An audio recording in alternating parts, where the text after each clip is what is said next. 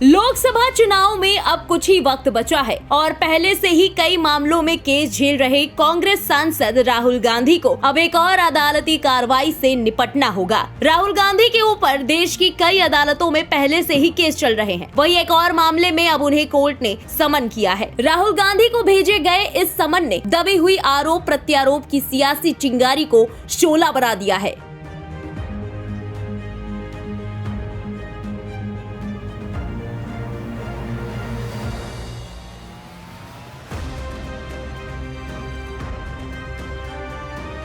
पिछली बार मोदी सरनेम पर टिप्पणी को लेकर राहुल गांधी को गुजरात में कोर्ट के चक्कर काटने पड़े, सजा हुई, संसद की सदस्यता गई, सुप्रीम कोर्ट ने सजा से राहत दी, सदस्यता बहाल हुई और राहुल ने राहत की सांस ली। लेकिन एक बार फिर अब राहुल गांधी की मुश्किलें बढ़ने वाली है। उत्तर प्रदेश के सुल्तानपुर में विजय मिश्रा नाम के एक शख्स ने राहुल गांधी के खिलाफ शिकायत की, जिसे लेकर राहुल गांधी को सुल्तानपुर की MP MLA कोर्ट ने समन किया है।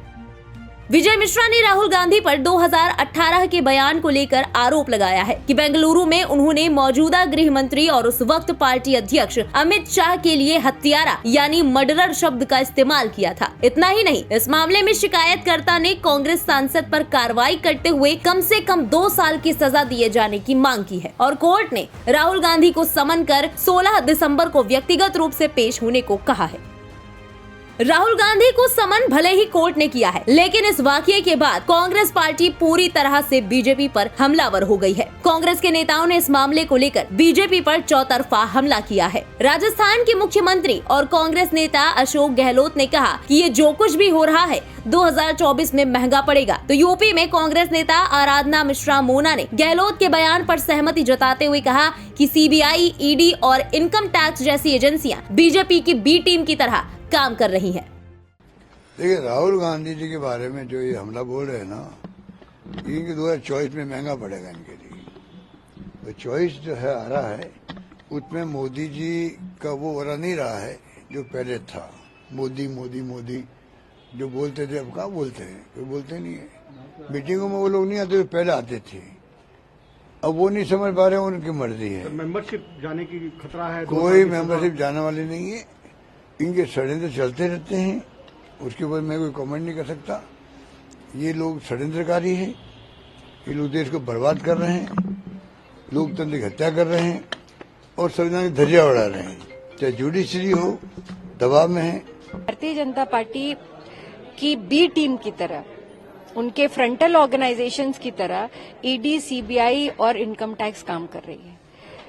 तो वो कुछ भी करते रहे। कर्नाटक में स्पष्ट हो गया, वहां पे इन्होंने हर तरह का, उन्होंने बजरंग बली को भी का भी सहारा लिया बीजेपी ने, पर ऐसा दांव पड़ा बजरंग बली का कि दूर दूर तक नजर नहीं आए।